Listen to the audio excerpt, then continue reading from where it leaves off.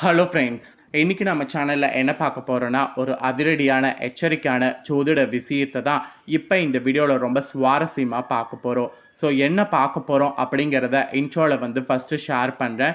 என்ன பார்க்க போகிறோம் அப்படிங்கிறத இன்ட்ரோவில் தெரிஞ்சுக்குங்க. இப்போ 2025 ஆண்டில் 6வது மாதமான ஜூன் மாதமானது நடந்துகிட்ருக்கு பிறந்து. இந்த ஜூன் மாதத்தில் ஒரு எச்சரிக்கையான நாள் தான் ஜூன் 7ஆம் தேதியாக வருது. ஆக்சுவலி இந்த ஜூன் மாதங்கிறது நிறைய முக்கியமான கிரக மாற்றங்களும் கிரக சேர்க்கைகளும் ஏற்பட போகுது. அதில் சில கிரக சேர்க்கைகள் யோகத்தை உருவாக்கும். அந்த மாதிரி இப்போ கிரக சேர்க்கையானது ஒரு யோகத்தை உருவாக்குது. இந்த யோகத்தினால ஒவ்வொரு ராசிக்காரங்களுக்கும் தலையெழுத்து மாறும். அப்படி மாறக்கூடிய தலையெழுத்தை அந்தந்த ராசிக்காரங்க தெரிஞ்சு பலனடையணுங்கிறதுனால ஒவ்வொரு ராசிக்காரங்களுக்கும் என்ன தலையெழுத்து மாறும் அப்படிங்கிறத ஷேர் பண்ணிட்டு வரேன். அதில் இன்னைக்கு இந்த வீடியோவில் சிம்ம ராசிக்காரங்களுக்கு ஷேர் பண்ண போகிறேன். சிம்ம ராசிக்காரங்க உங்களோட நட்சத்திரத்துக்கு ஏற்ப என்ன கிரக சேர்க்கையினால் என்ன நடக்குங்கிறத தெளிவாக இந்த வீடியோவில் தெரிஞ்சுக்குங்க. ஸோ தெரிஞ்சு அதற்கேற்ப நடந்து பலன் பெறுங்க. ஆக்சுவலி நம்ம லைஃப்பில் நடக்கக்கூடிய எல்லா நல்லது கெட்டதுகளுக்கு காரணமே நவக்கிரகங்கள் தான். நம்ம நம்பினாலும் நம்பாட்டியும் அதுதான் உண்மை. நவக்கிரகங்கள் எப்படி நமக்கு இருக்குதோ அதை பொறுத்து தான் நமக்கு பலன் கிடைக்கும். ஸோ அந்த வகையில் நவக்கிரகங்களில் 2 முக்கியமான கிரகங்கள் சேரும்போது அது குறிப்பிட்ட யோகத்தை உருவாக்கும். அது ஒரு சில நேரம் அதிர்ஷ்டமாகவும் இருக்கலாம், ஒரு சில நேரம் ஆபத்தாகவும் இருக்கலாம். ஸோ உங்களோட ராசிக்கு அந்த யோகம் என்ன செய்யும் அப்படிங்கிறத நீங்கள் தெரிஞ்சு அதற்கேற்ப நடந்துக்கும் போது பல ஆபத்துக்கள் ஏற்படாமல் தப்பிக்கலாம். அந்த வகையில் அந்த கிரக சேர்க்கையினால் உங்களோட ராசிக்கு என்ன நடக்குங்கிறத தான் இந்த வீடியோவில் சொல்ல போகிறேன். ஸோ அந்த கிரகங்கள் ரொம்பவே வலுவான கிரகங்கள், ரொம்பவே ஆபத்தான கிரகங்கள். அது சேர்றது எந்த மாதிரி சேரப்போகுது அப்படிங்கிறத ஃபஸ்ட்டு இன்ட்ரோவில் உங்களுக்கு சொல்லிடுறேன். அதுக்கப்புறம் உங்களோட ராசிக்கு நீங்கள் பெறக்கூடிய பலன்கள், அதாவது அந்த கிரக சேர்க்கையினால் பெறக்கூடிய பலன்கள் என்னங்கிறத பார்க்கலாம். ஃபஸ்ட்டு என்ன கிரக சேர்க்கை நடக்க போகுதுன்னா, செவ்வாயும் கேதுவும் தான் இணைய போகிறாங்க. இவங்க 2மே எதிரி கிரகங்களாக இருந்தாலும் இவங்க இப்போ இணைந்து உருவாக்கும் போது அது ஒரு யோகத்தை உருவாக்கும். அது பேர் விஷபோதக யோகம். இந்த யோகம் உருவாகிறதுனால ஒவ்வொரு ராசிக்காரங்களும் இனி விபத்தில் மாட்ட போகிறீங்க. அது என்ன மாதிரியான விபத்து, அதிலிருந்து தப்பிப்பதற்கு எப்படி நடந்துக்கணும் அப்படிங்கிறத தான் சிம்ம ராசிக்காரங்க உங்களுக்கு இந்த வீடியோவில் சொல்ல போகிறேன். ஸோ சிம்ம ராசிக்காரங்க உங்களோட ராசிக்கு என்ன மாதிரியான விபத்தில் மாட்ட போகிறீங்க அப்படிங்கிறத தெரிஞ்சு அதில் மாட்டாமல் இருக்க கவனமாக இருங்க. ஆக்சுவலி ஜோதிட சாஸ்திரத்தில் ஒரு குறிப்பிட்ட காலத்திற்கு பிறகு கிரகங்கள் இடம்பெயர்ந்து கொண்டே இருக்கும் மற்றும் தங்களுடைய நிலைகளை மாற்றிக்கொண்டே இருக்கும். இது ஒரு முக்கியமான நிகழ்வாகவே ஜோதிடத்தில் பார்க்கப்படுது. கிரகங்கள் இந்த மாதிரி வெவ்வேறு ராசிகள் மற்றும் நட்சத்திரங்கள் உள்ள கிரகங்களோடு இணைந்து அப்போதைக்கு ராஜயோகத்தை உருவாக்கும். அது குறிப்பிட்ட நாள் ஒவ்வொரு ராசிக்காரங்களுக்கும் யோகங்களாக அமையும். அது சுபமாகவும் இருக்கலாம், அசுபமாகவும் இருக்கலாம். ஆனால் யோகங்கள் அமைகிறது உறுதி. ஜோதிட சாஸ்திரத்தில் செவ்வாயும் சரி கேதுவும் சரி 2மே முக்கிய கிரகங்கள் தான். இவைகள் ராசிக்குள்ளிடையே பல்வேறு தாக்கங்களை அவ்வப்போது ஏற்படுத்தும். ஆக்சுவலி செவ்வாய் போர் கிரகமாக கருதப்படுகிறது. தற்போது சிம்ம ராசியில் கேதுவோடு இணைகிறாரு அவர். ஸோ செவ்வாய் தைரியத்தையும் உடல் வலிமையும் குறிக்கிறது.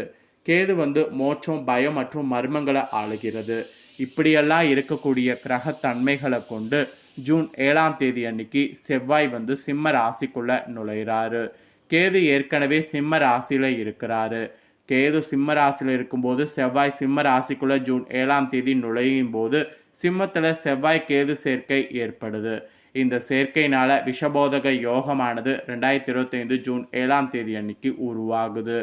சக்தி வாய்ந்த இந்த யோகம் உருவாகிறது. இதன் காரணமாக சில ராசிக்காரங்க கவனமாக இருக்க வேண்டும். சிலருக்கு பல இழப்புகளை சந்திக்க வாய்ப்பு இருக்குது என்பது குறிப்பிடப்படுது. அதில் உங்கள் ராசிக்காரங்களுக்கு என்னங்கிறத தான் இந்த வீடியோவில் சொல்ல போகிறேன்.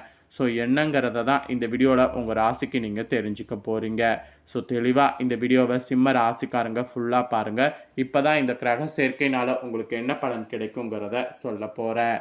சிம்ம ராசிக்காரங்க மகம், பூரம், உத்திரம் 1ஆம் பாதத்தில் பிறந்தவங்களுக்கு நான் சொல்லக்கூடிய கணிப்பு கரெக்டாக இருக்கும். ஸோ அதனால் சிம்ம ராசி இந்த நட்சத்திரத்தில் பிறந்தவங்க வீடியோவை ஸ்கிப் பண்ணாமல் பாருங்கள். ஃபஸ்ட்டு உங்களுக்கு கிரகநிலை பார்த்தீங்கன்னு வச்சுக்கோங்களேன், என்ன மாதிரி அமைஞ்சிருக்குங்கிறத சொல்கிறேன். கிரகநிலை என்ன மாதிரி இந்த கிரக சேர்க்கையினால் அமைஞ்சிருக்கு அப்படிங்கிறத தெரிஞ்சுக்கோங்க. ராசியில் கேது, கலஸ்தரஸ்தானத்தில் சனி ராகு, பாக்கியஸ்தானத்தில் சுக்கிரன், தொழில் ஸ்தானத்தில் சூரிய புதன், லாபஸ்தானத்தில் குரு, அயனசைன போகஸ்தானத்தில் சந்திரன் செவ்வாய். இந்த மாதிரி தான் கிரகங்கள் உங்களுக்கு அமைந்திருக்கு இந்த கிரக சேர்க்கையில். இதனோட அடிப்படையில் தான் உங்களுக்கான பலன்கள் இப்போ நான் வந்து சொல்ல போகிறேன். ஸோ என்ன பலன்கள் நீங்கள் பெறுவீங்களோ அதை தெளிவாக இந்த வீடியோவில் வந்து உங்கள் ராசிக்கு தெரிஞ்சு அதற்கேற்ப நடந்து பலன் பெறுங்க. ஸோ சிம்ம ராசிக்காரங்க வாழ்க்கையில் உயர்ந்த இடத்தை அடைய வேண்டும் என்று லட்சியத்தோடு இருப்பீங்க.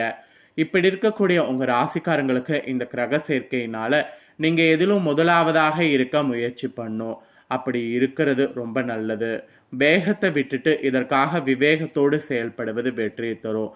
அதனால் வேகத்தை விட்டுட்டு விவேகத்தோடு செயல்படுங்க. பணவரவு கூட நீங்கள் எதிர்பார்த்தது போல இருக்கும். எடுக்கக்கூடிய முயற்சிகள் அனைத்துமே உங்களுக்கு ஓரளவு வெற்றி பெறும். மற்றவர்களிடம் உங்கள் கருத்துக்களை கூறும்போது அவர்கள் தவறாக அதை புரிந்து கொள்ளலாம். ஸோ அதனால் மற்றவர்கள்கிட்ட கருத்துக்கள் கூறும்போது முடிஞ்ச அளவு நீங்கள் வந்து அவாய்ட் பண்ணிக்கிறது நல்லது. அதாவது மற்றவங்ககிட்ட உங்கள் கருத்துக்களை சொல்லும்போது அதை சொல்லாமல் இருக்கிறது நல்லது. சொன்னாலும் அது தவறாக புரிந்து கொள்ளும் போது எதுக்கு அதை சொல்லணும், அதை சொல்லாமல் இருக்க முயற்சி பண்ணுங்க.